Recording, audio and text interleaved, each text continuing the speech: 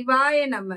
அனைவருக்கும் வணக்கம். உமேருபாகன் யூடியூப் சேனலுக்கு உங்களை அன்போடு வரவேற்கிறேன். உங்கள் ஆதரவை என்றும் நாடும் உங்கள் லட்சுமி. நம்ம பெரிய புராணத்துல வர 63 நாயன்மார்களை பத்தி வரிசையா பார்த்துட்டே வரோம். இன்னைக்கு நம்ம பார்க்கக்கூடிய நாயன்மார் ஐயடிகள் காடவர்கோன் நாயனார். சுந்தரமூர்த்தி நாயனார் இவரை பற்றி பாடும்போது, ஐயடிகள் காடவர்கோன் அடியாருக்கும் அடியேன் என்று போற்றி வணங்கி பாடியுள்ளார். இப்படிப்பட்ட சிறப்பு வாய்ந்த நம்மோட ஐயடிகள் காடவர்கோன் நாயனார் நம்ம காஞ்சிபுரத்துல பல்லவர் குலத்துல தோன்றிய ஒரு அரசர். இவரு காஞ்சிபுரத்தை சிறப்பான முறையில ஆட்சி செஞ்சுட்டு இருந்திருக்காரு. நீதி நெறி வலுவாது நல்ல முறையில இவருடைய அரசாட்சி இருந்திருக்கு. பக்கத்து நாட்டு அரசர்கள், அதாவது எதிரி நாட்டு அரசர்கள் இருக்காங்களா, அவங்க யாராவது இவருடைய குடிமக்களை தொந்தரவு பண்ணிடக்கூடாதுன்னு அவங்களையும் சரியான முறையில எந்த இடத்துல நிறுத்தணுமோ அங்க நிறுத்தி வச்சு தன்னுடைய மக்களை சிறப்பான முறையில பாதுகாத்து வந்திருக்காரு நம்மோட ஐயடிகள் காடவர்கோன் நாயனார். இதோட இல்லாம இவரோட தனிச்சிறப்பான குணம் என்ன தெரியுமாங்க? பெரிய சிவனடியாரா இருந்திருக்காரு. எந்த சிவனடியாரை பார்த்தாலும் சரி அவங்கள வரவேற்று உபசரித்து அவங்களுக்கு என்னென்ன வேணுமோ அத்தனை உதவியும் செஞ்சிருக்காரு நம்மோட ஐயடிகள் காடவர்கோன் நாயனார். அதோட மட்டும் இல்லாம ஆலய திருத்தொண்டு, என்னென்ன கோயிலுக்கு என்னென்னலாம் திருத்தொண்டு பண்ணணுமோ அத்தனையும் செஞ்சு வந்திருக்காரு நம்மோட ஐயடிகள் காடவர்கோன் நாயனார். இப்படியே போய்கிட்டு இருந்திருக்காரு. இவர் பெரிய புலமை வாய்ந்தவர். எதுலன்னா தமிழ் மொழி புலமை, அது மட்டும் இல்லாம வடமொழி புலமையும் சேர்ந்து உள்ளவர். இப்படி மொழி புலமை அதிகமா உள்ளவர் தான் நம்ம நாயனார். இப்படியே அவருடைய அரசாட்சி சிறப்பான முறையில போய்கிட்டு இருந்திருக்கு. ஒரு அரசர்னா அவருக்கு எப்படியாப்பட்ட உபசரிப்பு இருக்கும் நமக்கே தெரியும் தானே. ஆனா இவரு சிறப்பான முறையில ஆட்சி போயிட்டு இருந்திருக்க நேரத்துல இவருடைய மனசு அந்த அரசாட்சியில ஒட்டவே இல்லையாம். அந்த அரச வாழ்க்கையில இருக்க ஆடம்பரம் அந்த எதுவுமே ஒட்டாம அவருடைய மனம் முழுமையா சிவன் பால் ஈர்த்தது. அதனால அவர் என்ன பண்ணாருன்னா, இனிமே இந்த அரச வாழ்க்கை, எந்த வாழ்க்கை நம்மளாம் எதுக்கு ஆசைப்படுவோம்?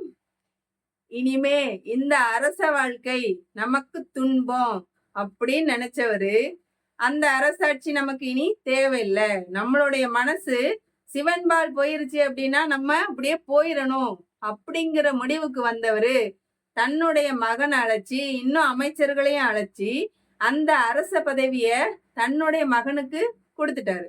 கொடுத்ததுக்கு அப்புறமா ஒவ்வொரு கோயிலா தல யாத்திரை போகணும் அப்படின்னு நினைச்சு நம்மோட ஐயடிகள் காடவர்கோன் நாயனார் பெரிய மன்னரா இருந்திருக்காரு.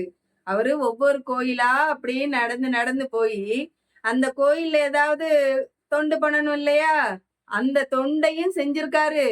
அந்த தொண்டுகளெல்லாம் செஞ்சு முடிச்சதுக்கு அப்புறமா இவர்தான் பெரிய மொழி புலமை வாய்ந்தவராயிற்று. அதனால என்ன பண்ணியிருக்காருன்னா ஒவ்வொரு கோயில்லையும் ஒவ்வொரு வெண்பா பாடியிருக்காரு.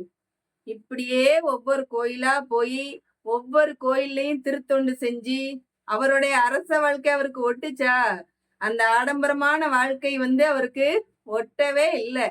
அவருடைய மனம் சிவனார்பால் ஈர்த்ததால ஒவ்வொரு தலத்துக்கா சிவன் கோயிலுக்கா போய் போய் ஒவ்வொரு வெண்பா பாடியவர் இறுதியில தல யாத்திரையை முடித்து தன்னுடைய தேக யாத்திரையை முடித்து சிவனடி சேர்ந்தார் நம்மோட ஐயடிகள் காடவர்கோன் நாயனார். இந்த ஐயடிகள் காடவர்கோன் நாயனாருடைய வரலாற்றிலிருந்து நம்ம என்ன தெரிஞ்சுக்கணும் அப்படின்னா, நமக்கு முக்கியமா என்ன தேவை அப்படின்னு பாத்தீங்கன்னா எளிமை. தேவையில்லாத ஒண்ணு என்னது அப்படின்னா ஆடம்பரம். அதாவது ஒரு இடத்துக்கு போனா ஆடம்பரமா போனா பகட்டா போனாதானே மதிக்கிறாங்க அப்படின்னு நீங்க சொன்னீங்கன்னா அந்த மதிப்பு நமக்கு கிடைக்கிற மதிப்பாங்க இல்ல இல்லையா? அந்த ஆடம்பரமான அந்த துணிமணிக்கும் அந்த நகைக்கும் கிடைக்கிற மதிப்பு தான் அது, அப்படித்தானே? அப்போ அது நமக்கு நிரந்தர மரியாதை இல்லை.